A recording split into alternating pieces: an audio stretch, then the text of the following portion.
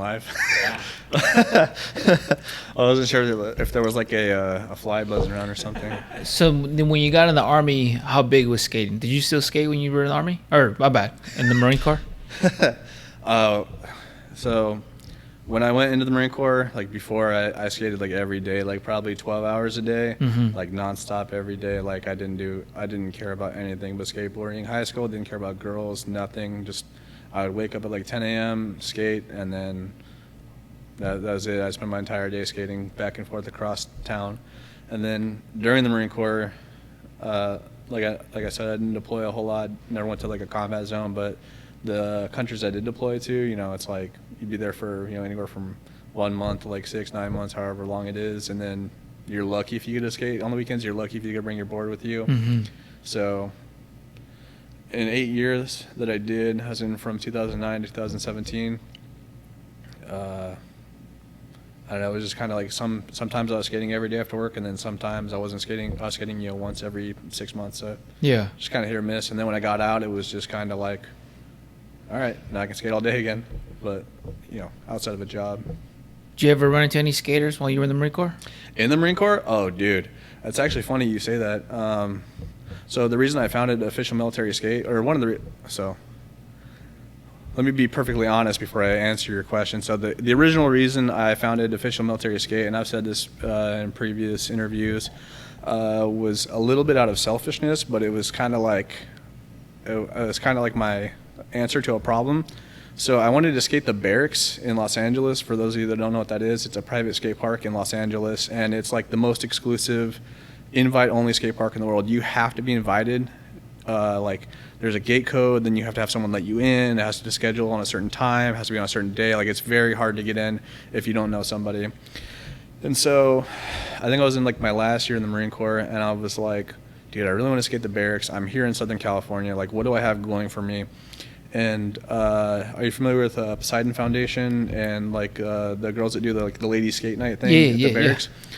So I reached out to a couple girls that went to that event, and I was like, hey, how do you guys set up your ladies skate night session? And they were like, you know, message this person, talk to this person, etc. And I tried a couple things, nothing really stuck. So I went on Instagram and I sent like a mass group message, and I put Steve Barra, Eric Costin, 2 pro skaters that co-own it. I put their canteen, like their online store, their filmer, their videographer, everybody that's involved on their staff. I put them all in a group message, and I said, hey, look, I want to do a Veterans Day session because I figured military, that's what I have going for me, so let's do a Veterans Day session. So it actually started out as like me just wanting to skate the Barracks one time, and I didn't really think it would take off like it did. And I was like, you know what, this could actually turn into something. Like at first I did it, I just wanted to get in. Yeah. And then when I did it, I was like, oh, this could really turn into something. And so I made a flyer, I made posters, I made social media, I made my Instagram account, and I was advertising it like crazy. I was like, dude, this is going to take off. Like I met all these skaters when I was in the military, it's going to blow up. 4 people showed up. 4 people, maybe 5, I could be wrong. It was about maybe 5 people. 1 person showed up, they were sick, puked in the trash can the whole night, didn't skate at all. Another guy showed up with a giant gash in his leg. Yeah. And like literally like he was bleeding out of his leg and had it like tied up, and it was gnarly. So like literally a handful of us skated for like 3 hours, and that was the first annual Official Military Skate Veterans Day session. It was hot garbage. And then I was like, oh, this is never gonna work. Like this didn't go anywhere that I thought it would. And slowly, you know, it built up after there. But to answer your initial question, the whole thing with meeting other skaters in the military. So my first duty station was Okinawa, Japan in 2010 to 2012. And when I was there, I didn't really meet a whole lot of skateboarders. There's a couple other guys in the military, not really any people, but I also didn't really I didn't really leave my barracks much because I didn't really think about it. Yeah. And once I got a little older and a little bit wiser, I started like kind of realizing like that's kind of dumb. Like there's so much opportunity in these other countries. Luckily, I got to go back to Japan a couple years later. But when I was in North Carolina, when I was in Japan the second time, other countries, and then when I went here to California, I I kind of made a point to interact with like the local community and like have them put me in touch with like skateboarders and spots and stuff. And the reason I say it's ironic is because I actually have a friend who I used to skateboard with like all the time back in Japan the last time I was there.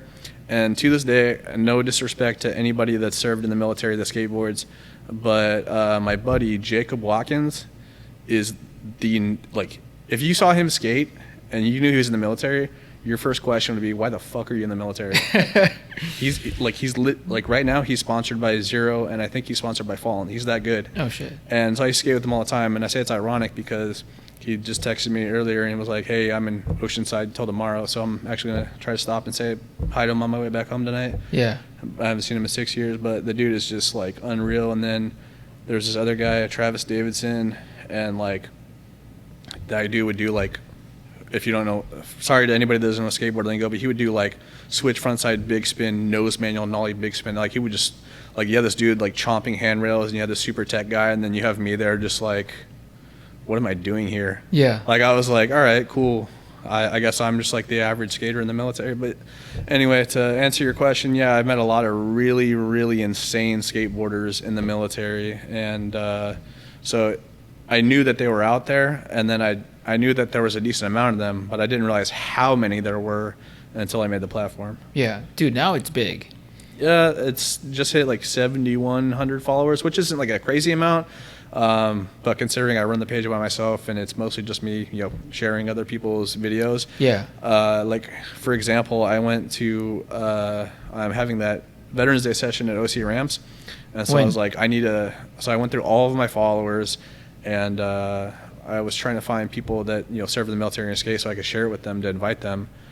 And, man, I must have sent it to hundreds and hundreds of people, inviting them. So like on my Instagram account, there's like 7,100 whatever followers, but the 1,000 people that I'm following, those are people I try to only follow people that are in the military and skate, or are connected to the military or skateboarding, etc. I don't want to get too out of my niche. Yeah. But out of that 1,000, a pretty decent amount of those people are the people that I post. And then when's the event? So this Veterans Day, November 11th, 5 to 10 p.m., Santa Ana, California, at OC Ramps. The tickets to the event you can get in my Instagram bio or social media bio, whatever. On Eventbrite, it's donation-based tickets, which means you can literally donate $1. You just have to provide proof of military service at the door. But yeah, we're doing donations to try to help raise money for the cost of the event. It was originally supposed to be at the barracks, but I don't want to go too much onto that, but they flaked basically, and now I hit up a bunch of other people, and then OC Ramps was like the only people that were like actually down to like support the troops and have us there, so that was pretty cool. But yeah, 5 to 6 open skate, 6 to 7 is going to be a game of skate. I did a video contest on YouTube, and I had troops from each branch of service submit 1 minute videos of their flat ground skateboarding to try to win a spot to represent their branch of service in the military. And so those one person from each branch is going to play a game of skate. Everybody's going to watch, and the winner will take home a trophy or some kind of prize. Yeah. Last year, the Space Force won. Their first year in existence. Yeah. And the Space Force won. Yeah, that dude's good. JT? Oh, yeah. Yeah. You want to hear, actually, so like I said, I have a lot of random stories, but you want to hear something actually crazy about that story? Yeah. Dude, so the Space Force is like brand new in inception, right? So they're really, really new. And JT is taking leave to go to this event. He was on the East Coast at the time. And he's taking leave to come out to the barracks to play a game of skate that's filmed on like a dying GoPro. Like it was like, if you watch the video, it's on the barracks. If you watch the unsanctioned Battle at the Barracks game of skate, it was so bad. Our camera was dying, our phone was dying, the GoPro was dying. It's just filmed horribly. Yeah. So this giant shit show of an event. JT takes leave to come out here. The Space Force actually tells him, they're like, you're not allowed to say that you represent the Space Force in this thing. We need you to put Space Force affiliate. Okay. Because we don't know what this is. They're skeptical. They don't know what it is. They're kind of like weary about it. And so he has to put Space Force affiliate in the caption. He wins it. He goes back and they have a ceremony to give him a coin for winning it. They gave him inside like a skiff, like inside a secure facility. They have a formation and give him a challenge coin for winning a game of skate at the barracks. Hell yeah, dude! I was just like, that's such like a military thing where they're like, you know what? No, like we're not cool with this. And like, you know what? Yeah, you know, good job. Is he gonna come out again? Well, yeah, he's the defending champion, and I think I only know like 2 people for the Space Force that skate. There's somebody else, I can't remember his name, but in the military skate falling, there's like 2 or 3 people in the Space Force that skate, and JT's the defending champion, so he has to come out. Dude, when I see these dudes who are active duty and shredding, man, I wish I would have kept up with skating. I remember I tried to keep up with skating, and one day they have a small, maybe they updated it, I don't know, but they have a small but kind of crappy skate park at Fort Lewis, or now it's called Joint Base Lewis McChord, and I fucking ate shit, and I fucked up I was trying to board slide the road that was there, and I fucked up my ankle, and then the next day during morning PT, I kept falling out. I'm like, fuck, my ankle fucking hurts. And my team leader's like, dude, what's wrong with you? And so I would run faster, and then eventually it would hurt too much, and I would fall back. My team leader's like, what the fuck? And I'm like, I messed up my ankle skating. And he's like, what the fuck? So my squad leader pulls me to the side after PT. He's like, what's going on, man? And I'm like, I messed up my ankle skating. And he's like, we're getting ready to go to Iraq in 4 months. Get your head out of your ass. You know, what do you say? You're not a child anymore. And I was like, fuck. I was like, he's like, take it serious. Everyone else is. And I was like, fuck, he's right. So like I always kept the board with me, and every now and then I'd be like, let me see if I can still kickflip, let me see if I can still pop shove it, and then I would like land one eventually, and then just put it away and be like, cool. But man, some of these dudes are fucking getting it. Like all the dudes from TNR who are active duty, dude. Oh my god. TNR, Snake Farm, all the veterans, dude. That's like another thing that's super sick to see is like, I'm not gonna take credit for like any of the companies that popped up. But it is sick that they have like a central hub now for all the veteran-owned companies, because like I don't think really anybody knew that they all existed. Yeah. And like now, like I knew one, and then now it's like holy crap, there are so many. It's kind of crazy. But not to cut you off what you said, but I will respond with 2 things. One, I saw you do a heel flip body varial. Was it like 2 months ago? I've never done that in my life, nor could I ever do that. I can do it in like other stances, but that trick just doesn't make sense to me at all. So you're still killing it, dude. Dude, I used to be, well, in some ways I'm better than how I used to be, but back in the day I used to fucking be able to board slide 50-50. My hardest trick that I was like an impossible, and those are hard. But now like I'm trying, everything's starting to click, but I'm not gonna lie, man, it's kind of hard. Because I'm like, man, I want to box. I want to do jiu-jitsu. I want to go shoot. Yeah. And everyone, I feel as a whole, since we all started skating, has gotten so much better. Like, Benji's fucking killing it. Dude, yeah. Killing it. Posting every day and stuff. Yeah. Dude, you've always been good since I've seen you. So, yes and no. So I also hurt myself in the military skateboarding, which is physical training. Yeah. I messed up my knee really bad. I actually posted a clip on TikTok like 2 days ago. If you haven't seen it, I was when I used to skate with that guy Jake all the time.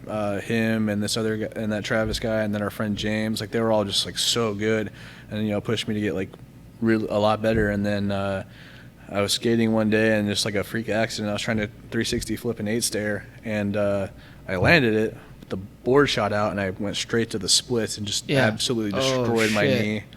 And to this day, like I still have like weird, like I don't even call it like convulsions in my knee or whatever. But if you notice, I skate a lot of ramps now. Yeah. If you see, I skate a lot of ramps because it's low impact. You're basically skating a slide. If you build a trick, just slide down. Yeah. That's all it is. Like it's very rare that I'll jump down a stair set or hit a rail or something, which also could partially be me getting older, because you get in that natural like self-preservation mode when you get older. But how old are you? I actually just turned 32 a week and a half ago.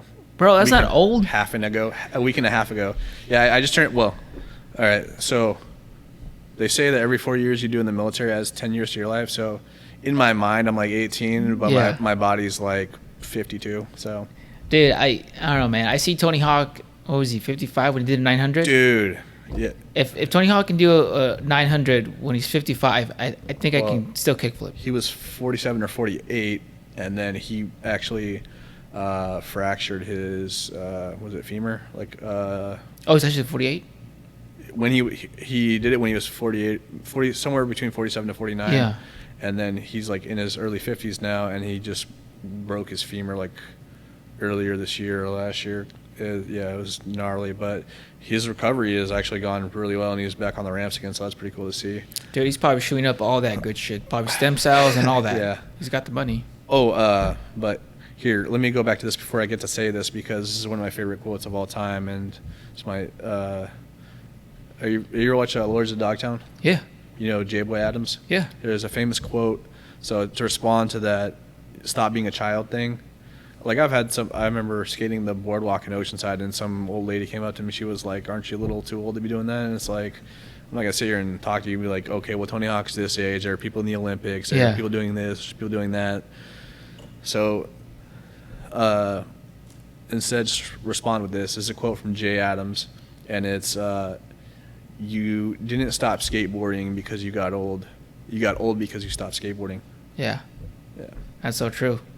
And to be honest, man, I was telling Benji, not that we're all skating together and doing all this stuff, like not that I feel younger, but I don't feel like old, Yeah. if that makes any sense. Feels like you're having fun, like you're outside playing with your friends. Yeah. But at the same time, it's like, but not like in a little kid way. It's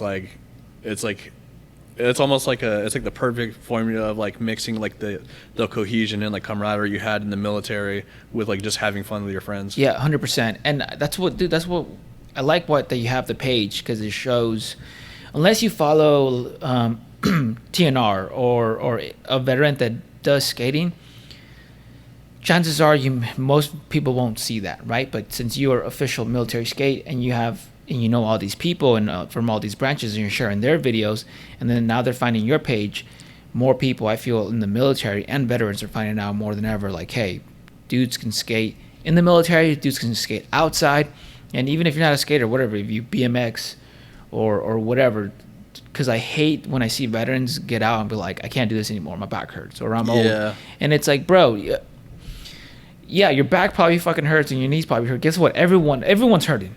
But you can do physical therapy, you can do rehab, you can do maintenance to allow you to do this stuff more. Your life isn't over. You can still have fun. Yeah, you just gotta take care of your vessel. Yeah. I will say, so like with like the people in the military and getting out, like I definitely fell into that like for a good amount of time. Like I think I got in like 2017, and like before the military I was working out like 4 times a day, maybe, like just like active duty. I would wake up, work out, then go to PT, then work out at lunch, and then in the evening I'd try to skate or play basketball or something. And then and then when you go from working out 4 times a day to not working out and then going to school full time and then working full time and everything else, the metabolism hits you like that, and it wasn't pretty. So trying to cut back down, but it's been a work in progress. Dude, little by little, man. I remember since when I got out and I broke my foot in my last Muay Thai fight, I kept eating like how I was eating when I was working out a lot, and I gained a lot of weight. I gained like 35 pounds overweight. So whatever my natural weight was at the time, plus 35 pounds, and I remember being like, fuck. Yeah. And I went to go run 1 mile. My goal was like, I'm gonna run after obviously my foot healed, the bone healed and everything, and the doctor's like, you can have the green light to go recover. And I'm like, okay, I'm gonna go run 1 mile today. That's my goal. I ran maybe 100 feet. I gave up. Fuck. And I was like, fuck, this is in my head. I remember thinking like, it's gonna be like Rocky. I'm gonna fucking just start training real hard off the bat. There's gonna in my music playing in the background. Yeah, music playing in the background, and before you know it, I'm gonna fucking be shredded. just like how I was. Everything's gonna be great. And I remember I ran 100 feet, gave up, and then walked home being like, fuck. Yeah. But it's just little by little, man. And I think everyone who's been affiliated with TNR and skating, because how much we skate, has gone in shape. Chris, I told Chris the other day, I was like, bro, since when I first met you, you look more in shape. Same with Logan. Yeah. And I feel like we got a good thing going on. Just one day out of nowhere, you just kind of showed up. So Ryan was like, so what's his story? And I was like, to be honest, I don't know. He kind of just, we were all skating and I met him, and then I'm about to learn everything right now, you know, like. Yeah. So this is a conversation I've been wanting to have for a long, long time with you, because like you've been around. So I was like, I don't want to just. Yeah, we've never really hung out, just me and you. It's always been with the other guys. So. Yeah. So it's good that you came by. What was it? An hour and a half drive? Yeah. Fuck. Downtown San Diego. Yeah. Just yeah. What's the skate scene looking like over there? In San Diego? Yeah. Absurd. It's San Diego is nuts. Everyone there is so good. It's like,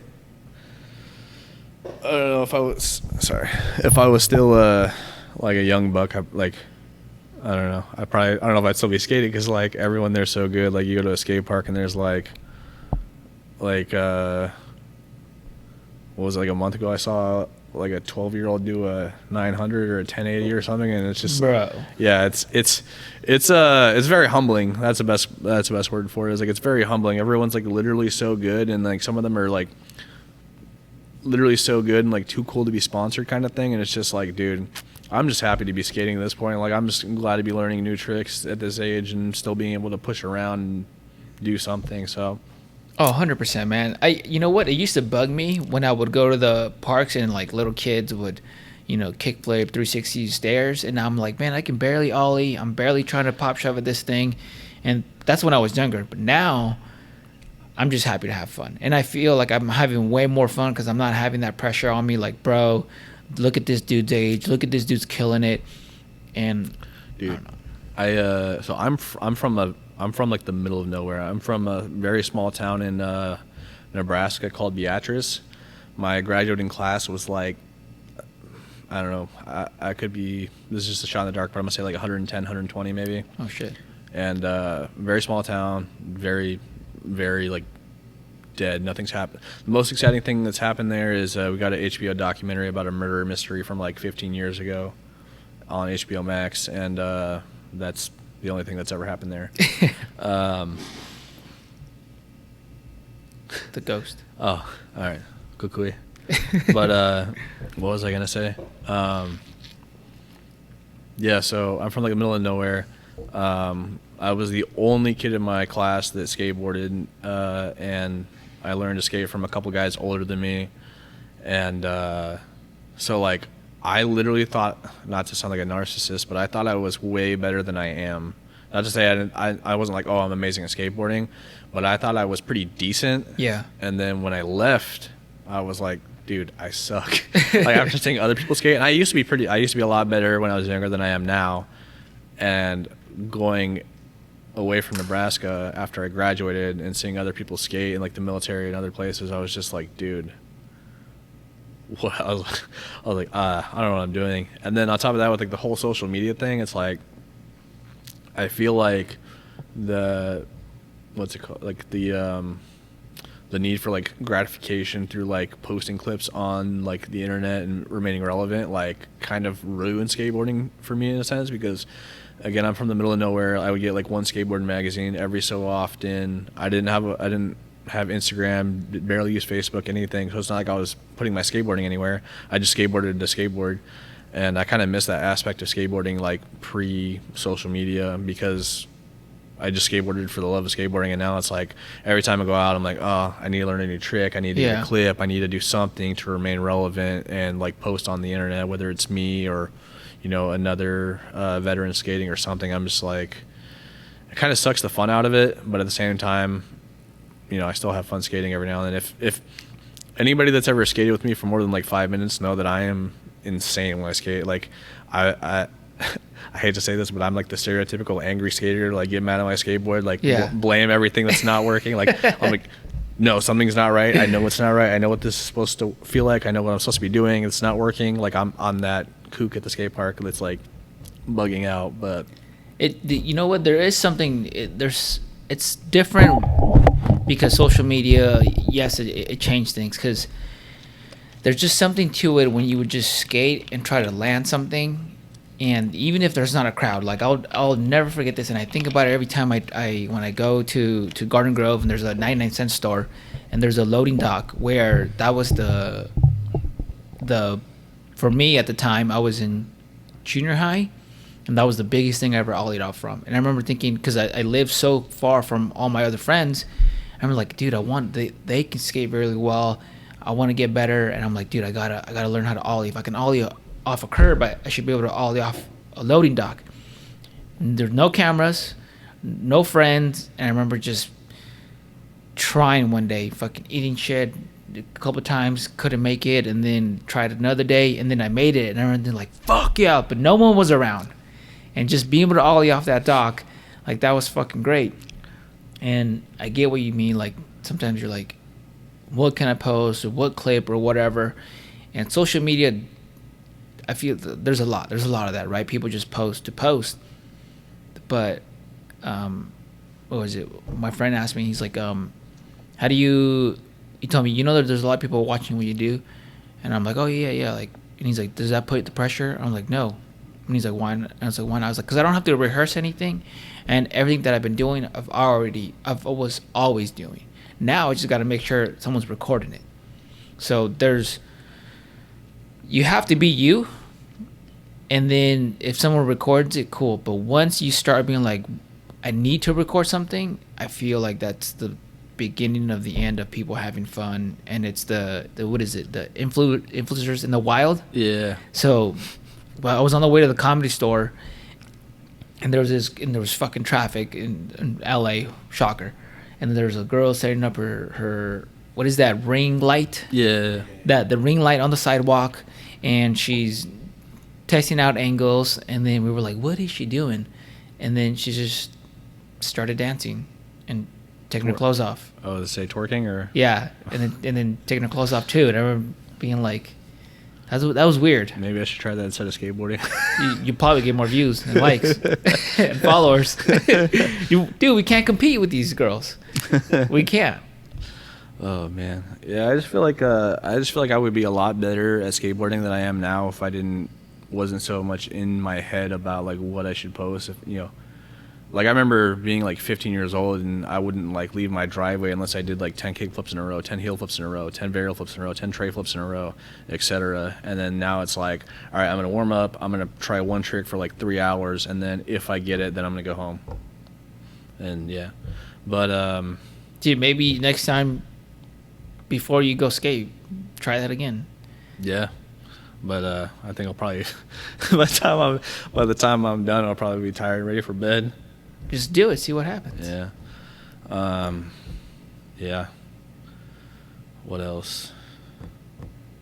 Forgot what I was gonna say. Well, I'm glad you started the page, man, because I'm not sure how much other pages you follow, but there's the jiu-jitsu page that's for military.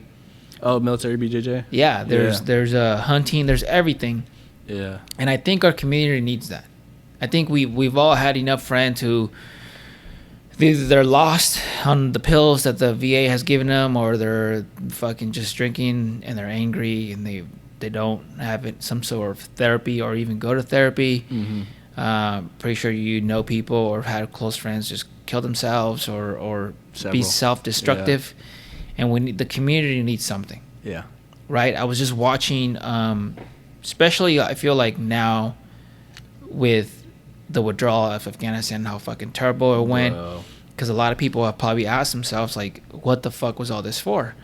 And I don't think I'm too far of a stretch that when I say that pages like yours and other pages that bring a sense of community to a group that when they get out don't have a community, mm-hmm. I think it's big, man. And I know you started for a selfish reason to go to the barracks, but what I do also is for a selfish thing. Like I tell people, when people give props to like any OG Pumpkin event, man, I wanted a community, I wanted a tribe, I wanted friends. So like this is a selfish thing. Yeah. But at the end of the day, man, you're spending time and money to do something. Yeah. So first and foremost, the whole withdrawal thing. So actually, one of the troops that was killed in Kabul was in my unit in Okinawa. So rest in peace, Johanny Rosario. And then going back to what you said, so I think if we got to talk about that, we have to talk about 6 feet above. If we're going to talk about what people are doing for the community. So for those of you that don't know, 6 feet above is a veteran nonprofit that's mission is to shred the trend of veteran suicide through the power of skateboarding. And it's not just skateboarding, they do retreats. And it's, dude, I've had so many people talk to me about like just the power of like what Benji and Riley are doing with 6 feet above and like how it's changed their lives. And this, I don't want this to sound like a plug or whatever, it kind of is, but just because I really believe in what they're doing. But for that event, for the Veterans Day session, so the donations for the tickets are going to help cover the cost of the event. Any excess donations for the cost of the event are going to 6 feet above because I don't need the money. So anything that's past the cost of the event is going to go to 6 feet above. I also have a link in my Instagram bio. I did a fundraiser for my 32nd birthday a week and a half ago to try to raise $1,000 for their events because, again, I believe in what they're doing. I think it's at like 575 right now of 1,000. And then lastly, I started merchandise, as you know, through the same distribution as you, with American Trigger Pullers. And on the website, and if you purchase merchandise from Official Military Skate, at the end of the year, a portion of the proceeds go to 6 feet above. So I'm trying to, I always said that like I wouldn't feel comfortable, taking money from people in the military veterans. Like if I did, I would want to be lined up with some kind of nonprofit or someone that's doing something because like I said before the show started, I'm a super pogue. I've to be completely honest and transparent, I've never deployed to combat. I spent 8 years in non-deployable units or just deployed all over Pacific Asia. So it just wouldn't feel right, like selling a bunch of stuff and trying to like pretend to be somebody I'm not. So I want to be able to give back with my community to the people that have done something that I value and I appreciate. So like the people like, you and Benji that are out there and like did the work, like actually did something, while I'm typing away at a keyboard, like the people that will benefit from those events, like I want to support them in the best way that I can. Yeah, I mean, I hear what you're saying, but dude, we need every MOS. All right, God knows I'm not fucking ordering shit on supply. I'm not fucking making sure there's fuel or maintenance on this or that. I don't fucking. I need somebody. I'm too dumb for that. All right. I mean, at least, or maybe not now. Now I'm a lot smarter than my 17-year-old version. But if you 17-year-old me, if you had me in charge of logistics or anything like that, the war was over. Okay, because nothing's being sent over there. Okay, so everyone plays their role, man. And 6 feet above, dude, it's that's why I immediately love what Benji was doing, right? And what Riley was doing with 6 feet above, because like when I went there to an event, I was like, oh shit, dude, like you can tell. First of all, you don't have to be a good skater, so you don't have to be a great skater to. You don't have to be a skater at all. Yeah, you don't even have to be a skater at all. You can just try to ride or a board or whatever. Yeah. But the first time I went to a house for their retreats, dude, I'd been to a retreat event, like, they went to the barracks or they went to go skate here. But when he flies people from all over the country to stay at a sick ass Airbnb for free, and the food is fucking, the house is stocked up with all types of fucking snacks. I showed up, and the Airbnb that they were at had like 2 pool tables, 2 ping pong tables, a foosball table. They went to fucking Costco and spent, I don't even know fucking how much money, hundreds of dollars of snacks, drinks, everything, boards, t-shirts laid out for all. Everyone had their room. And then after that, we went to medieval times, and fucking, VIP seats right in the front, and I'm like, damn, dude, like, you really are spending your time and money, and they're not getting paid for any of this. No, not at all. Where I feel like 6 feet above, Hero Games charity, obviously OG Pumpkin, because of the work, I'm biased because I run it and I do it and Dude, I see it. You're killing it. I feel like the veterans have done more work for mental health than the fucking VA Dude. and the government. Dude, I always tell every veteran. So I'm a huge advocate for like helping other veterans. So like, I'm not that I'm like the most savvy or that I'm like the best point of contact or, but if you're a veteran and if you're struggling with figuring out your disability or figuring out your education benefits or figuring out your housing benefits, dude, please message me or somebody else, because like I've gone through all that and it is a fucking nightmare. And I always tell every veteran that asks me, you will learn more from other veterans that have gone through the process than you will ever learn from the military or the VA or anybody else, because they just don't give a shit. Like no one else is gonna give a shit as much as like another veteran that's been through it. Yeah. Oh, dude, like I remember when I was still active duty and I was getting ready to go out, you would hear the horror stories of what's happening with veterans, and you're like, obviously that's not your world, you're active duty. So I remember thinking, it can't be that bad. It can't be that bad. Because you hear dudes complain in the military all the time. So I was like, it can't be that bad. And I'll never forget my first fucking visit to the VA hospital. The lady's telling me, by that point, I already got my rating. And she's like, oh, I see that you have this, and that. And without even looking up from her keyboard, she said, what pain medication do you want? What? And how much? And I remember thinking, what? And I was like, I just wanted to go to physical therapy. Yeah. Because in regiment, you have all the cool guy gear, but with that you have extra resources. Like you have in our First Bat had not one but two multi-million-dollar gyms in the private compound of ours. But within one of the gyms, you had a physical therapist, physical trainer, a mind coach. You had strength and conditioning coaches, and I know 3rd Battalion's got the registered dietitian. Like you have all this staff on hand. So I was expecting that after I got out. So I'm like, oh, I just want to go to physical therapy, kind of like how I would go to physical therapy at First Bat. And that's why I went. I didn't think that the lady wasn't even going to look up from her keyboard and be like, yo, what pain meds do you want? Dude, that's insane. Mine was a little bit different. So for me, it took me 3 years to get a disability rating. I didn't get I got out in October of 2017. I didn't get my disability rating until 2020. So if you do it within a year of getting out, you're eligible for back pay as long as it's within a year of your end of active service date. Yeah. And I did mine just barely in time to meet the 1 year mark, so I was eligible for back pay. And then they schedule your dates for your appointments, and I had already had plans to be out of town. I was going on a trip to San Francisco at the time, and I was like, hey, I'm going to be out of town. I can't make these dates. Can we please reschedule? I call, try to reschedule, and the VA says, well, you need to call the service provider that we gave to you, and you need to reschedule with them. I called them. They say, you need to reschedule with the VA, and the VA says, well, just miss your appointments. We'll send you new ones in the mail with the new service, and that'll be it. And I said, okay.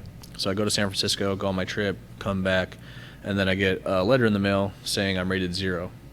And so if you're rated 0, you have to open up a case to dispute that and file a dispute claim. And then it had to be assigned to a worker. And then for 2 years after that, I had to call every month, call every month. Hey, what's the status of my dispute? Every month, follow up. 2020 finally comes around, and then they finally give me a rating of like 40% or something like that. And then I used I used one of those service stuff you like try to increase your rating or whatever, which some people are frowned upon. But I mean, at the same time, like, dude, if you're broken from the military, like you're entitled to that money. Don't get what you're owed, you know? Yeah. And so I used one of those services, and they got me to 90, and I've been mostly comfortable since then. But just the whole process between like trying to like get that dispute claim and figure out my benefits, like I used my first VA home loan. Education benefits was like a giant nightmare too. Like, anytime you owe the government money, they're like, pay up. Anytime the government owes you money, or you're in a position where you can get money from them because they owe you or they are obliged to you in some way, they don't give a shit. Dude, I remember when I got out there and started using the GI Bill, I didn't get paid for 1 month. And I remember thinking, like, what the fuck? For school, right? So I don't have a job. I'm looking forward to that fucking Yeah. the housing allowance. The housing allowance. And then I didn't get paid for another month. And then I'm like, dude, I'm behind everything for 2 months. And that month, and people say, well, you should, save money when you get out. And I did. And then on the old BMW that I had at the time, the front right control arm broke on the freeway. And then so when I took it to go get it fixed, it was like, plus other damages that happened, they were like $2,700. And I was like, fuck. Like, I only saved up $3,500 because I thought, $3,500 saved up. That's a good saving chunk. And then I was supposed to go get paid right away. So I was fucking broke. And then I got paid by the third month. And I remember thinking, like, dude, what the fuck? What? Yeah, they go out of their way to, like, they kind of go out of their way to hold on to that. I feel like a lot of the times they will make stuff up too, like, or what's the best way to phrase this? They make it harder than necessary on purpose. Yeah. Like, for example, so I have 1 month of GI Bill left, or I should say one semester or whatever. I have 3 months left for I have one class basically left. So first and foremost, if you are a veteran, please take advantage of your GI Bill. That's free money, free education. Whether you go to school for general studies or whatever, dude, take advantage of that money to get the money you're owed. I have a bachelor's of science in computer networking and cybersecurity, and I just finished my master's in business administration. Yeah. And I've never paid a dime. I have a bachelor's in computer networking, cybersecurity, and a master's in business administration, and I've never paid a single penny out of pocket for any of that. Yeah. But at the same time, like we're talking about, they make it harder than necessary. I didn't get my housing allowance toward the back end of my master's degree. They somehow in the middle of my term changed my social security number, which doesn't make sense because in the beginning I was getting paid properly, and then somehow, halfway through it, they're like, oh, actually this is wrong and we can't pay you until this is fixed. And it's like, well, why would somebody change a number that's not there? Or somebody had to have gone out of their way to like change something, because like you don't just change a social security number. That's PII. Yeah. And then I had to get it fixed. They fixed it, and then they're like, okay, you're good. Not good. Had to do it again, and then 3 months later, it's like, all right, now we're gonna give you the money that you were owed 4 months ago. Yeah. So like I feel like there's always some kind of bullshit with the VA where they try to make it harder than necessary on purpose. Yeah, and dude, I'm with you. I tell dudes who get out, go to fucking school. Go to fucking school. I get it that especially in the military and gun community, there's these memes, and some of them are funny, and some of them are just like somebody portraying their where they're at politically, right? So they'll say like, libtards and stuff like that, and they're all this stuff is going on school campuses. Like, is that stuff there? Yes, but if you have a problem with all that stuff, you shouldn't have a problem with knowledge, right? With learning more about the world and yourself, because with each semester, I tell dudes, I obviously learn more about nutrition, because I went to school to become a registered dietitian. I'm 2 classes away from my bachelor's. Hell yeah, dude. And you got to take classes like biochemistry, organic chemistry, microbiology, and I learned a lot about obviously the body and from my peers. And with each semester, I grew more, not necessarily more, but just as much as I did in the military. And I never dealt with any of that stuff that I feel like is more in like the liberal arts. I never dealt with any of that because science teachers don't fuck with any of that. Like, my math teacher never gave me, I don't know, some weird shit that is going on. You know, that's all more in those type of classes, I feel. So like when you go for anything STEM related, I feel like you're gonna be fine. You're gonna learn, yeah, absolutely. you're gonna learn more about yourself. You're gonna learn more about the world.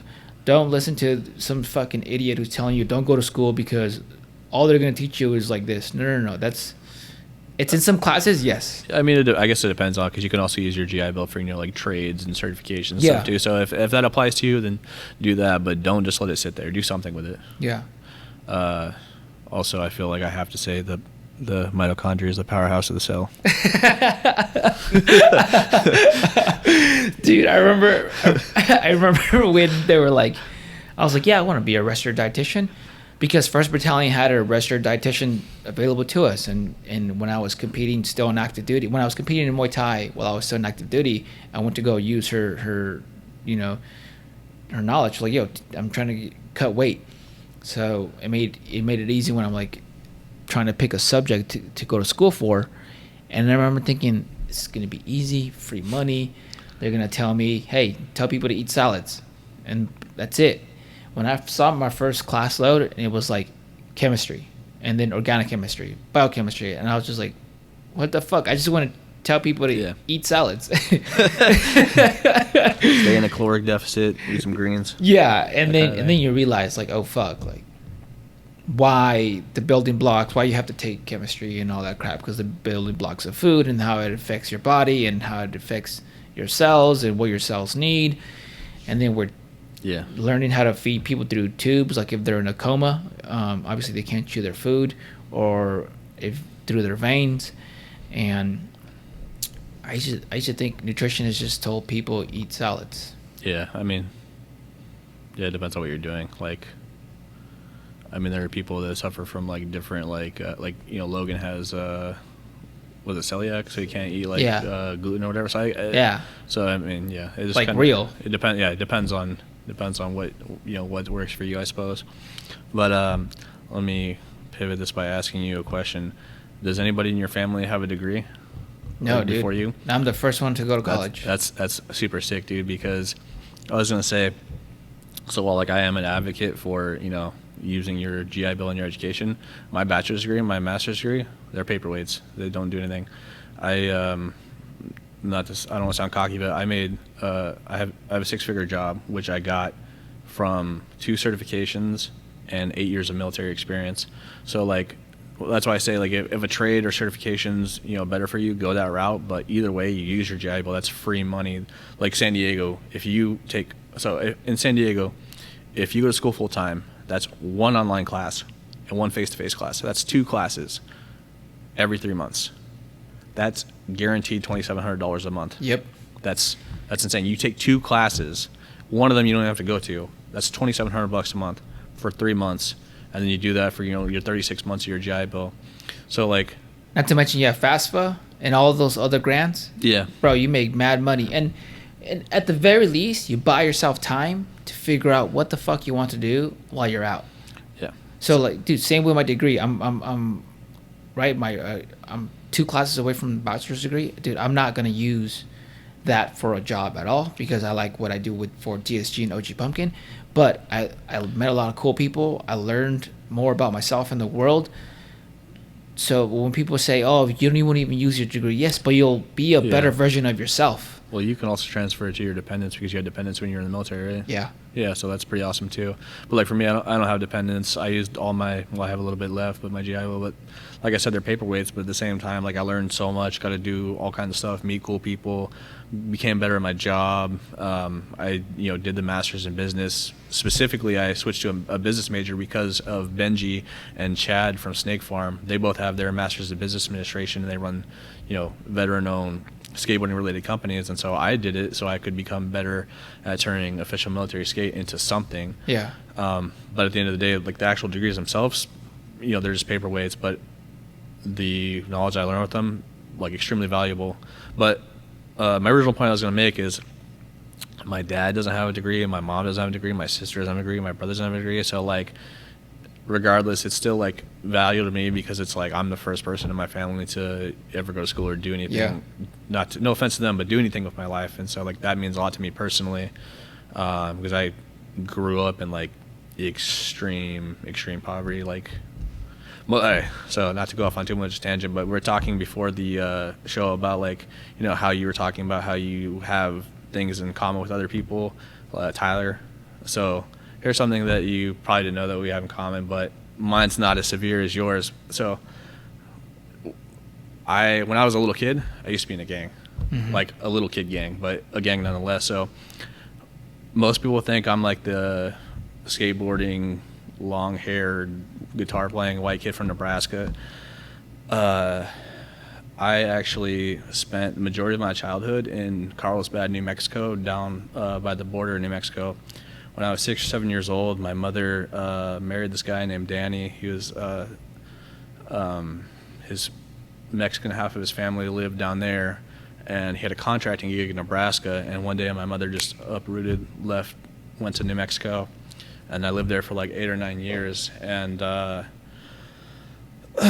when I say like, and this is not to go, I don't want to get like too sappy or too like into it, but the reason like again like this whole education thing means so much to me is because of where I came from. But just so again, so you have a little more like you know connection. So I used to eat at the soup kitchen as a kid. My brother and I used to share clothes. We would eat out of trash cans, steal from stores, steal from people, break into people's houses, break into people's cars, like the whole 9 yards, like up until I was probably 13 or 14. And my mother was with that guy for 8 years. And then we moved back to Nebraska after they, you know, broke up for the 100th time or whatever. And then I went back to being like the normal guitar playing, skateboarding kid from Nebraska. But during that time, like, dude, I remember I used to like skip school and just I remember being jumped into like a gang at like the age of like 11 or 12. It was just my friends in the trailer park just beating the shit out of each other for, you know, 5 minutes or whatever it was at the time. But so this is like something that most people don't know about me, but when I was a kid, like it was so severe that at one, like, to put it in perspective again, I keep saying put it in perspective too much, but the first contact I had with my real father, like the first real contact I had with my father, my dad was a Marine, but he was in jail, prison, and the brig until I was a teenager. So I didn't meet him until I moved back to Nebraska. But the first thing my dad ever gave me, or ever contact I had with him, my 14th birthday, he sent me a Game Boy Advanced SP for my birthday, and my mother and my stepfather at the time asked me if they could pawn it, and I didn't know what pawn meant. I'd never been to a pawn shop before. Yeah. So I'm like 14 years old. They're like, oh yeah, we're just gonna let our friend borrow it. He's gonna pay us to borrow it, and then he's gonna give it back. I'm like, oh yeah. How long he's gonna borrow it for? And like, oh, I don't know, like a week or so. I'm like, yeah, that's fine. You know, time passes. I don't get it back. I ask about it. Like, oh yeah, he still has it. And then I walk by a pawn shop one day after school, and I see my Game Boy in there, and it has all of my games on it with like the names on it, everything. And I walk back home, and my stepfather was smoking crack out of a tire iron on the stove. Fuck. Yeah, that's it was very abusive, very drug filled, like just like the whole 9 yards, not yards. I don't know what yards are, but and again, like it was so bad that my grandma on my dad's side always tells it like one day we were there, and then one day we weren't, and then one day we were there again, and like no one had any inkling where we were. We were just gone 8 years. Just surrounded by drugs, abuse, like the whole night, gangs, like everything, like anything you can imagine, we were around it. Like it was just like a really bad area, really bad neighborhood. And then eventually, like one day, like nothing happened. We just moved back to Nebraska, and then I finished school there, and like life was normal again, or normal-ish. But that guy got remarried, and I'm not close to my mother to this day because of everything that she put us through during that time. Yeah. She always chose guys ahead of us, and so I'm not super close with my family. My sister, my brother, and my mother are all the people I grew up with, and I'm not super close with any of them because of, you know, various reasons. My sister turned into my mother. My brother has his own issues. I love them all to death, but I'm not close with my family because of this. But my grandma, my nephews, I love them all. But again, and I'm going to say put it in perspective one more time about how bad it was. And this could have been my mother, and I'm glad this didn't happen to her, but the guy she married was like literally so heavily involved in drugs and crime and everything. when we moved back to Nebraska, he got remarried. He got in a high-speed car chase with the police, crashed the car, and killed his new wife. Damn. That could have been my mother. Yeah. Yeah. So, like most people in the military, I think a lot of us, I think we float towards the military to get away from like our broken backgrounds, and I think a lot of us have, our own issues, and I think that's why we kind of have like that need to kind of like get out of here and go do something else and just get away from all that. And so that was a big reason I joined the military. But yeah, now you know. I never was any gang, like any real gang after the age of like 13 or 14, but I did my fair share of like robbing people and all that other shit. Dude, I think you're right, man. I met a lot of people. I'm not sure if it was on purpose to this day or just some stupid dumb luck, but like in basic training, they put all the fucked up people from the United States in that one platoon, and we all fought, and at the end we were like super close. But that's when I found out like white people from Mississippi or Nebraska or whatever, like, dude, they get into shit too. And that was obviously, I thought Southern California was obviously the world, because that was the world to me. And that's when I first met people who were like really poor, who were white, was in basic training. And when you hear their stories, and then same with blacks, and then Mexicans from the East Coast or whatever, you realize like, fuck, dude, poverty affects a lot of people. Yeah. And they all have their struggles and stuff like that. And that's one of the things I liked about the military, because if I didn't join the military, I mean, eventually I would have known that other people besides brown people are poor, but immediately at 17 you're like, bro, the world is not Southern California. There's people all over the world struggling, and they have they all have their journeys, right? But a lot of us do end up in the military, and for me it wasn't necessarily to escape, but there was some relief. Do you think you'd still be in the gang if you never joined the military? Oh, for sure, dude. If I didn't join a gang, dude, for sure I'd rather been in jail, or I'd be dead. Because if I wanted to be a cop, there's no way they would let me be a cop. First of all, I wasn't even smart enough to pass the exams, and then my record history, maybe they wouldn't even let me. But like the dudes who I grew up with, a lot of them, I remember this one dude who I thought was a super badass and nothing could affect him. The dude walks funny now because he got shot multiple times. He lived. I know dudes who got lost in drugs. Like when I came back home, I see that they're super skinny and they're just like in that pipe, man, just smoking their lives away and telling you that, like, yo, man, I got into tattooing. Look, and you're like, fuck, dude, these are crappy tattoos. Or one of them is doing federal time. He tried to rob a bank. Damn. And I remember thinking like, fuck, man. First of all, you weren't that smart about the way he did it, and federal time is real time, and it was only a matter of time.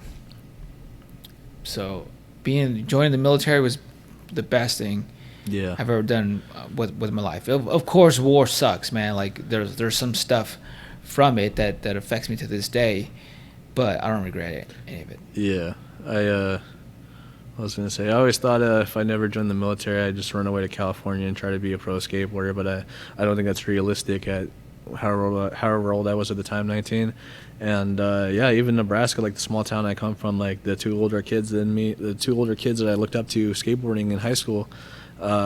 So ironically enough, not the last time, but one of the last times, maybe several years ago, I went home from the military, and the two older guys, I texted them and I said, like, hey, let's meet up to skate. And again, really small town. And I meet them up. I meet up with them at the local skate park, and I'm excited. Like, I haven't seen these guys in forever. These are the guys I looked up to when I was younger, and we're gonna skate. First dude comes up and he's like, man, he's like, I can't believe this other guy's coming. Like, he's probably gonna be on coke the whole time. He's a cokehead now. Yeah. Like, fuck him, fuck that. Pardon my French, but he was just like talking so much shit about like our friend. Yeah. And then 10 minutes in the conversation, he looks at me, dead face, and looks at me and goes, I'm not gonna lie to you, I'm pretty high on meth right now. I was like, all right. Yeah. So one dude's coked out of his mind, that dude's on meth, and I'm just there like, these are the dudes I looked up to in high school, like that I wanted to skate with, and now it's just like, Dude, life's a marathon. yeah. Life is a marathon. Everything I realize is a fucking marathon. And in the military, dudes who were stronger and faster to me initially, I surpassed.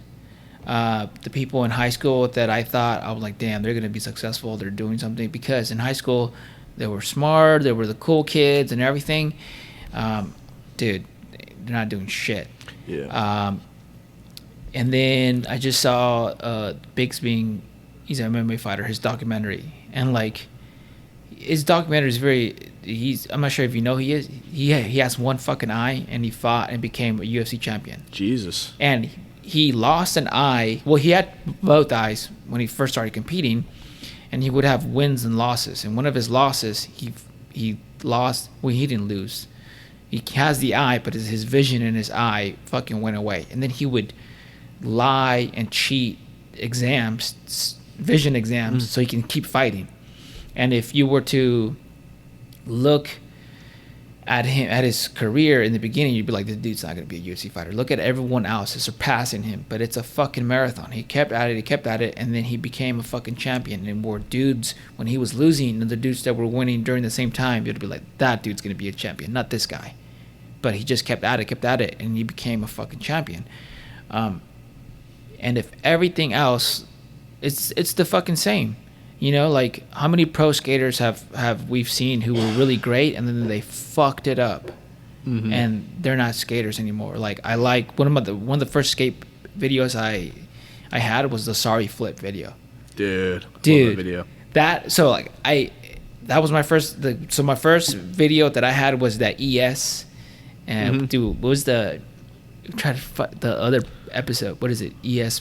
It's not Machina. It's Manic Body? Yeah. So it was that one, right? And then like a few months later, someone's like, "Oh yeah, that's a cool video, but have you seen this?" And he was a younger or older teenager who lived in the house with us, because my dad remarried, and then other kids came in, right? And he was like 17, and I was like 11 or 12 or whatever. And he's like, "Check this out. You think that's cool?" And I was like, "What the fuck?" But dude, Ali Bilala. Yep. I knew you were going to say that. It bums me the fuck out, because I thought he'd fucking be like a Tony Hawk, right? Forever a skater, forever this. And then same with Bam Margera. Yep. He had a show. Dude. Yeah. Dude, he had a show. He was killing it with Jackass. And you'd be like, dude, he's going to fucking... Yeah. I learned how to kickflip on an Ali Bilala board. Yeah? So speaking, not to go off on too much of a tangent, speaking of those two guys, you know how you're talking about being with your homies and you learn how to ollie off the loading dock and like everyone went crazy? Yeah. I learned how to kickflip in front of those two people. The two guys I looked up to, I did a kickflip in front of them, and their first word, I was like, dude, I landed my first kickflip, and they look at me and they go, do a varial kickflip. No hype, no nothing, just like, do a varial kickflip. I'm just like, all right, cool. You like shit on my kickflip. But yeah, I learned to kickflip on an Ali Bilala board, dude. He was like, I looked up to him so much. He was just like all his video parts had like a bunch of hijinks in it, like goofy, like shenanigans. I love that, dude. But yeah, dude, it's such a bum to see that happen. Even if you're not a skater, I encourage everyone to just look up sorry flip video and just watch it. It's pure entertainment, because a lot of it isn't even skating. It's just them fucking around. Yeah. Have you watched Steve-O just put out an interview with Bam like 2 or 3 weeks ago? Oh no. Somebody sent it to me on Instagram. So there was like, dude, it's wild. I'm not gonna get too much into it because I don't want to feed a burning fire. But there was like this crazy conspiracy about like Bam being held against his will in like rehab or something. But definitely watch it. I love it because like during the whole interview, it's just like, anytime, not to say he was making excuses, but anytime a situation like that involved Bam and like something that had happened or whatever, you know, he would kind of say like, well, this happened because of this, and Steve-O would keep him in check and be like, no, you need to hold yourself accountable.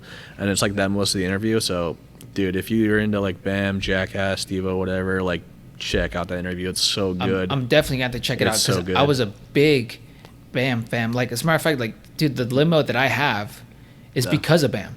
Some people think like they'll see the limo and it has hydraulics and stuff like that, and they're like, oh, he must have done it for like hip hop or flasher reasons. No, I got the fucking limo because Bam and part of his crew, one of them owned a limo for a while, and it was his daily. And I remember thinking, when I was a teenager, I was like, these dudes, they have it. All they do all day is fucking skate and fuck around. This dude thinks it's funny to drive a limo around. Like, that's what I want to do. So as soon as I got the chance, I got the limo. Yeah. And then, well, hydraulics, I just got it because I thought it would be cool. And growing up where I grew up, if you saw a lowrider, it meant something. It was some type of status, right? Yeah. But that right there is a perfect example of them two, Steve-O and Bam. When Jackass first came out, if you were to bet money, you're like, who's gonna end up a fucking drug addict and who's gonna be super successful? You'd be like, Steve-O's gonna be for sure in rehab. Bam's gonna be successful because he has fucking his deal with Element. He's got the show with MTV. He's part of Jackass. He's in all these award ceremonies. Yeah. But life is a marathon. Not to go off on another tangent, but it also Steve-O. Well, Bam has one too, but it's like a lot older. Steve-O's is more recent. But do you know the podcast, The Nine Club? No. It's a skateboarding podcast, dude. They have, so if you're into Jackass, go to The Nine Club. They have a Steve-O interview. They have a Steve-O interview. They have a Bam interview. They have a Wee Man interview. They have a what's the director's name? The guy. They have a Jeff. I think they have a Jeff Tremaine episode. They also have oh shit, what's his name? The director from the. Damn, I'm gonna draw a blank here. Cut this part out. But bro, Ryan's the Jamie. He'll look it up, man. But yeah, they dude, I know off the top of my head. Oh shit, he directed Blind Video Days. Spike Jonze. They have a Spike Jonze interview. Yeah, and then also, since we're talking about skateboarding, for those of you that don't know, Jason Lee from My Name is Earl used to be a pro skateboarder. He owns a skateboard company called Stereo. Spike Jonze filmed Blind Video Days, which was the video that made Jason Lee famous, and they both moved into the skateboarding world, and Spike Jonze helped direct Jackass after the first season. So, fun fact. Jason Lee's a sick ass photographer too. Dude, yeah, he's good at everything. He's just good at everything. But yeah, I forgot what I was talking about now.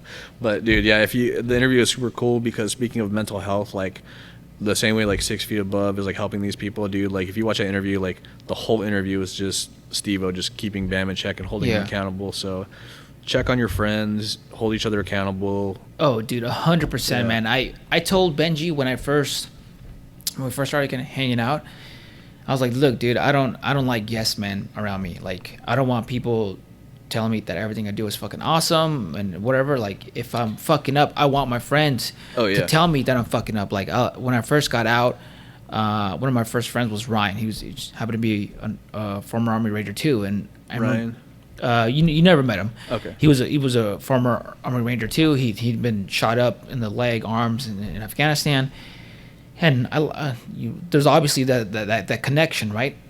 And I remember one day, the first week of the semester, I dropped a class because I was like, you know what, 5 classes is too much. I'm sorry, 4 classes is too much because they were kind of hard classes. I'm just gonna drop one, and then I'll be a 3/4 student instead of a full-time student. And I told that to one of our friends who her name's Yadira, who was a former Marine, and she immediately told Ryan. And as I told that to Yadira that I dropped the class because it was too hard and I don't want to be stressed out. I'm on my way to my class and Ryan calls me and he's like, "Yo, what's up, man? He's like, "What's up? What are you doing?" I was like, "Oh, just getting ready to go to class." He's like, "Oh, that's cool. What is this that you dropped your class? Because it's hard." And I was like, "Oh, yeah, man." And he let me give my reasoning, right? Like, "Oh, I'm taking this class and that class and that's a lot of work and then with the time and it's just too much." And he's like, "Oh, yeah.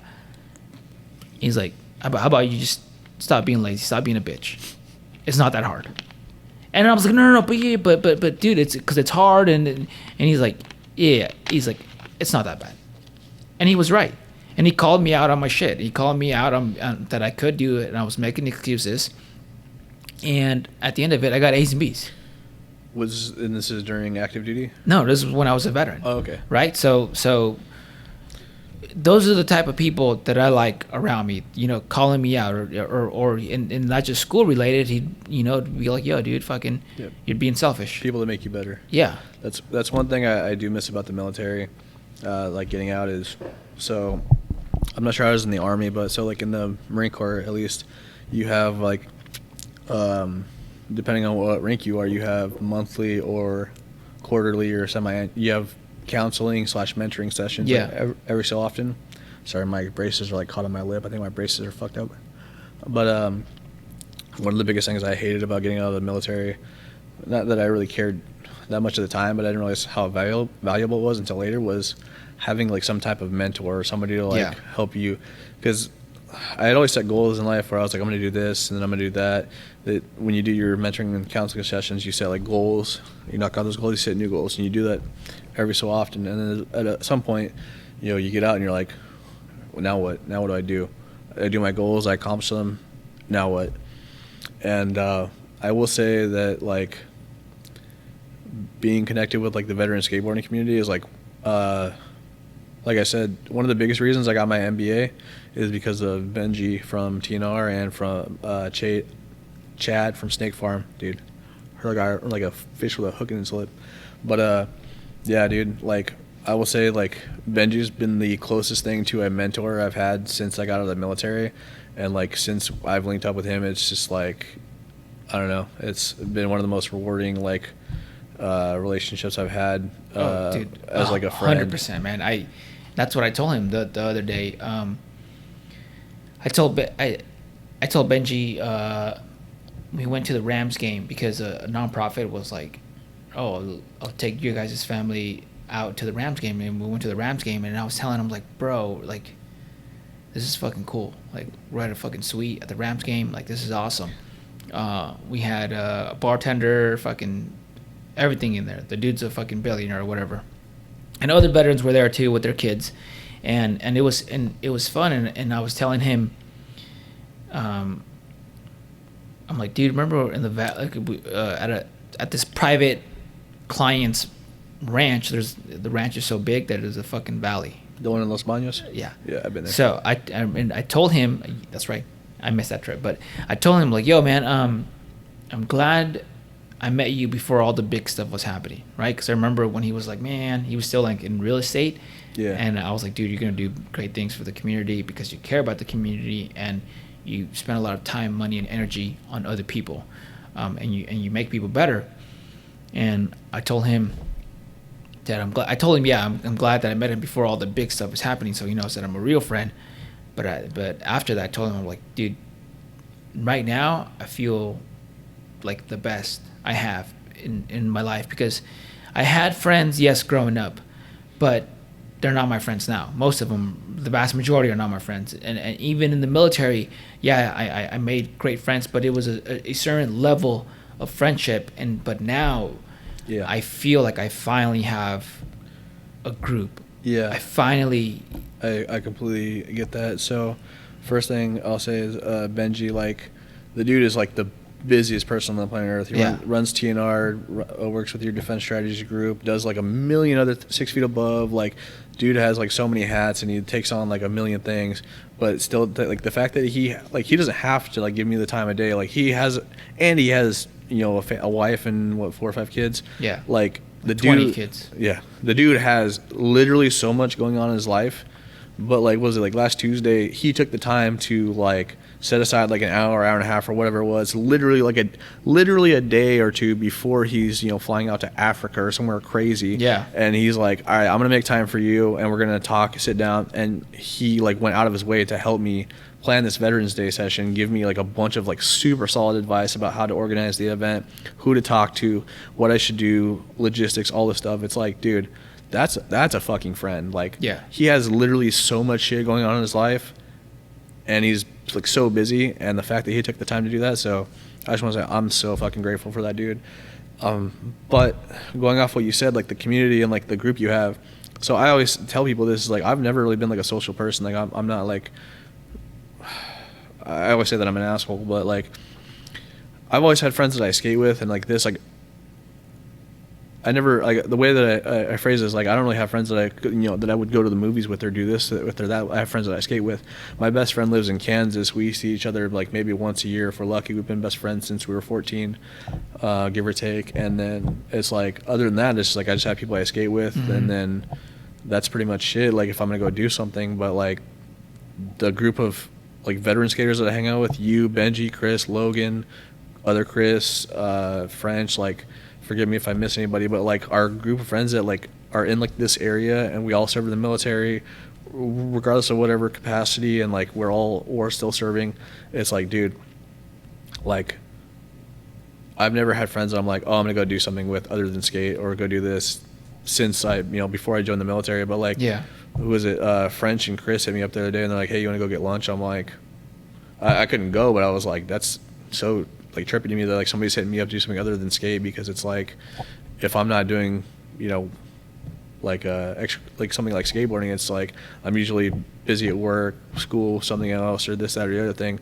I've never really had like a really close group of friends with that since before joining the military, that I was like, damn, these are like real friends that I can go do shit with, that like they actually like want to be in your presence, like they want to do something. Like it doesn't matter if you're skateboarding or I don't know, eating tacos, like whatever, like they just want to be around each other because you care about each other. Yeah.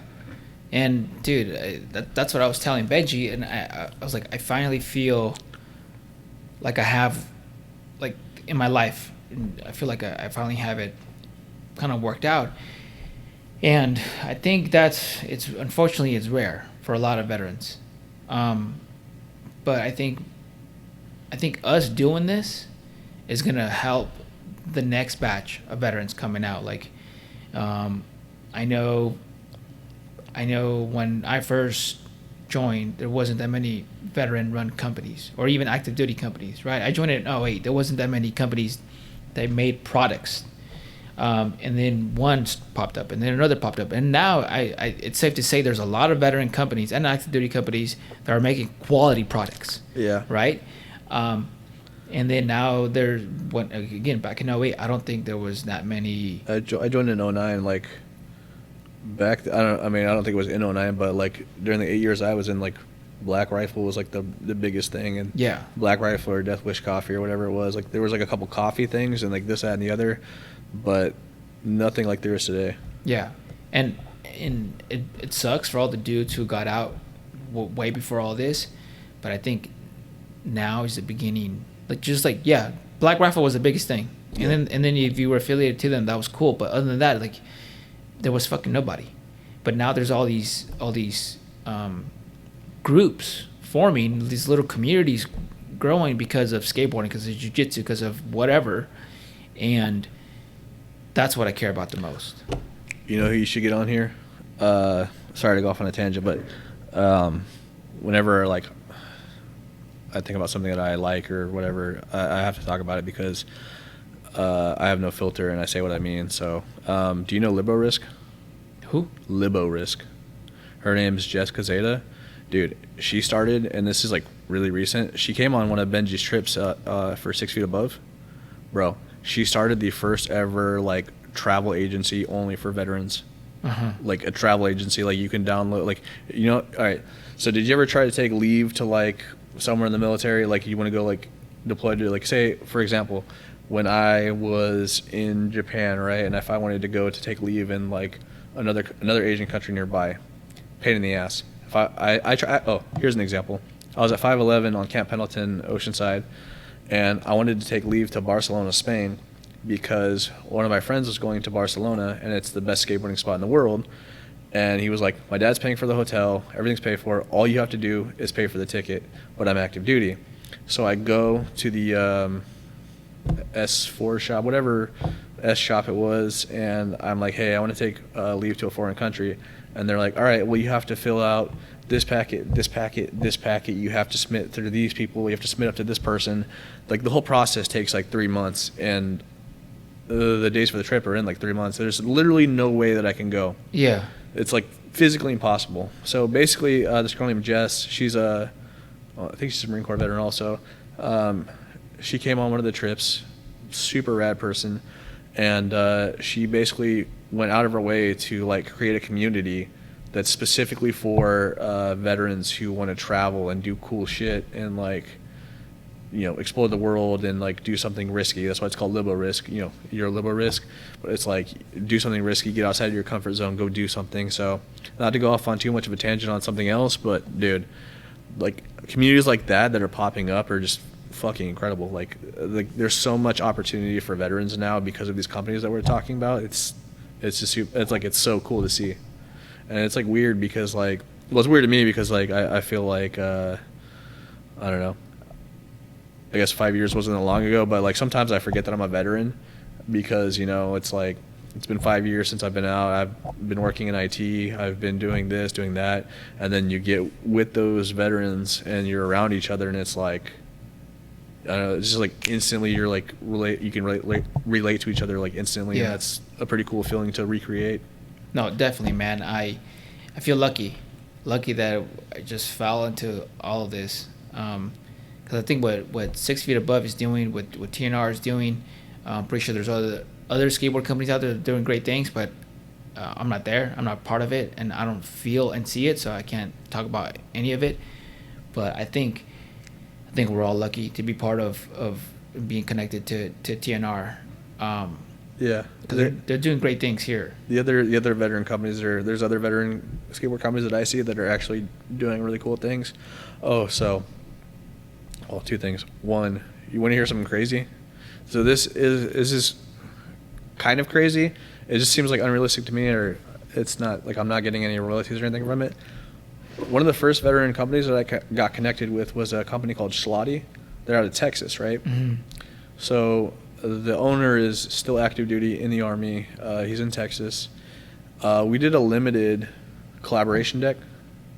So it's a Schlotty deck, and it's a kid with a magnifying glass, like frying a little Army soldier green guy. Yeah. And on the top it says official military skate. So you know how there have been like multiple like skateboarding video games that have come out recently? Mm-hmm. I don't play video games anymore. I think it's a waste of time. No offense to you if you do. You can make money off it, whatever. But me personally, I don't have time for video games. But have you heard of a game called Sessions? No. It's a skateboarding video game called Sessions. It's on Xbox and whatever else. I think I could be talking out of my ass, but I'm pretty sure it's on like Xbox and PlayStation. In the game, you can ride a Schlotty official military skate collaboration deck.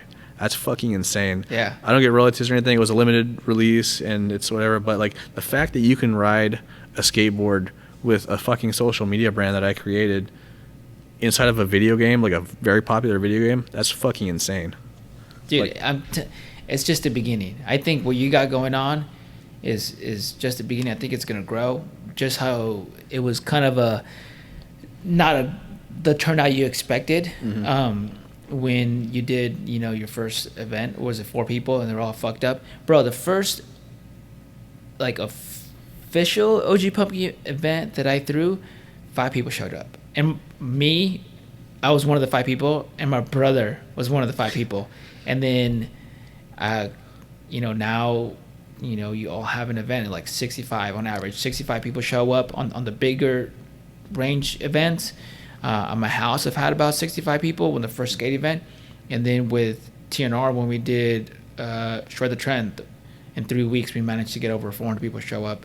This last one. That's sick as fuck. I know, dude. We had 3 weeks, and Benji's like, dude, I don't even know if anybody's going to show up. And I remember thinking, well, I've had 65 people show up at one of my events, so like I think for sure we can get 65. But if we hit triple digits, it's a success. If we get 100 people, successful event. I didn't fucking think we were gonna get over 400. That's insane. So I think what you have going on is just the beginning, man. I'm excited to see where it leads to. I'm excited to be part of it. I think what you're doing is cool, and however we can help in the future, dude, let us know. So I don't want to keep you too much longer, so I'll finish with a couple more things. So the first year we did it, 4 people showed up, 5 people showed up. The next year we tried to get a hold of Barracks, couldn't get a hold of them.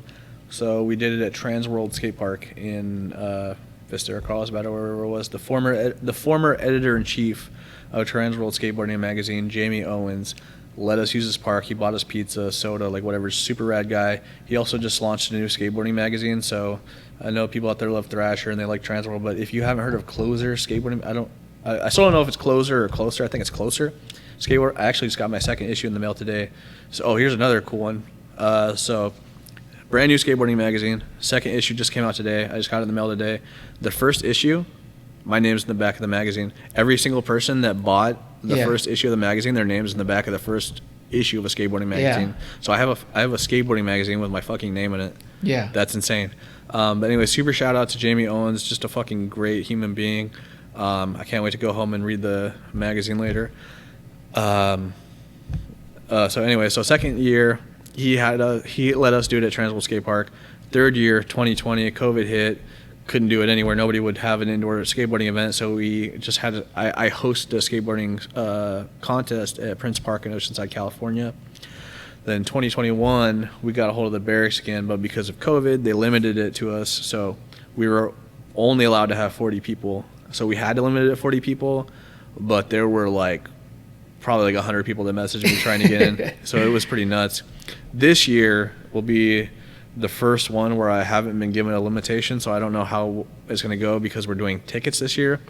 Only 7 people have gotten tickets so far, but there are a lot of people that are kind of like on a VIP list where they don't need a ticket. The people that are playing in the game of skate, the vendors, you, Benji. So I'm hoping it's a good turnout, but so far it's still a couple months out, so we'll see how it goes as it gets closer. Because it's when again? November 11th, 5 to 10 p.m., Santa Ana, California, at OC Ramps. You can purchase tickets through the link in our Instagram bio, or if you are not planning on coming and you just want to help support the event, you can just donate. Minimum donations like $1.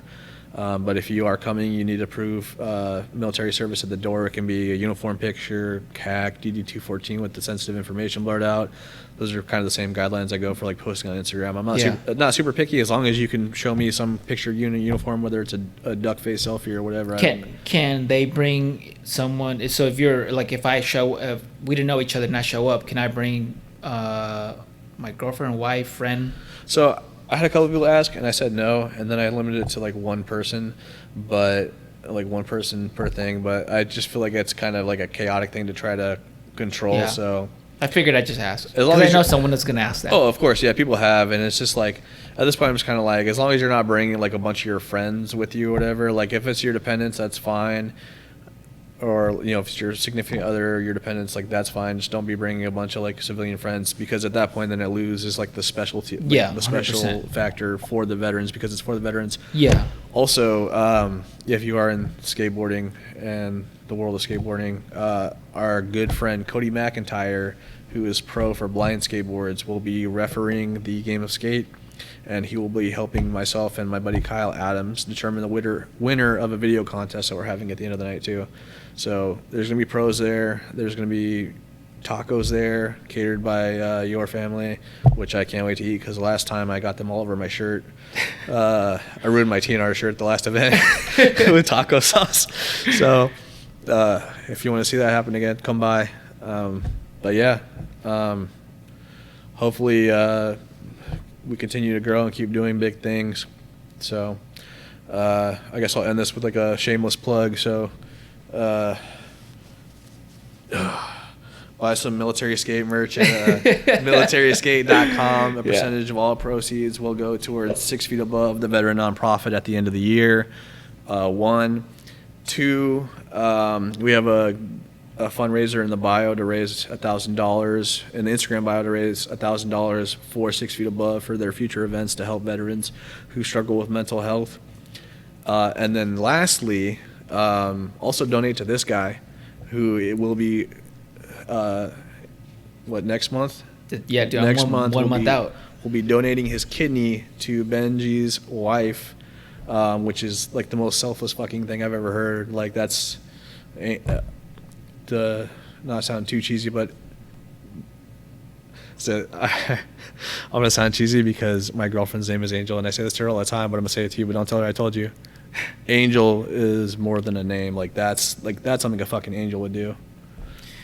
Dude, it's for sure, give to 6 Feet Above, and how the community came together, dude. Fucking, I said it at the comedy show fundraiser. Like I remember. Oh, dude, I'm bummed I missed that. It was during my birthday. No, it's fine, man. And, I remember thinking like once they told me like I said I was gonna do it just to do it, and I didn't really think about the repercussions like recovery and all that crap.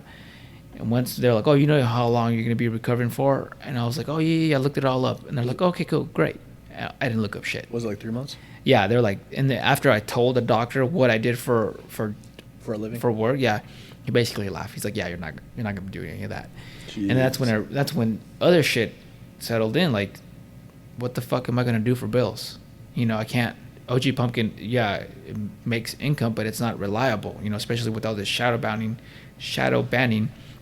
So when the community came together like that, dude, and I was telling my wife, she started to cry because she said it perfectly. Like, for so long we've been on the giving end, and we've never been on the receiving end like this, and it feels great. It feels like, wow, like there's a community, people care.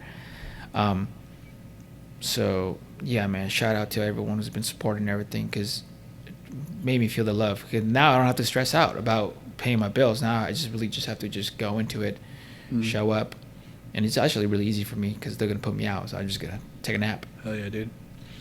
Well, if you need any more help, you can always just get a ring light and start twerking on the highway. Yeah. Yeah, man. But anything else to plug in? That was it. Oh man, put me on the spot here. Let's see. Shout out to all the veteran-owned skateboard companies. Official Military Skate wouldn't be jack shit without all the veterans that skate and support the community. Love all my followers and OFIG. All right, guys. Thank you guys for listening, and till next time.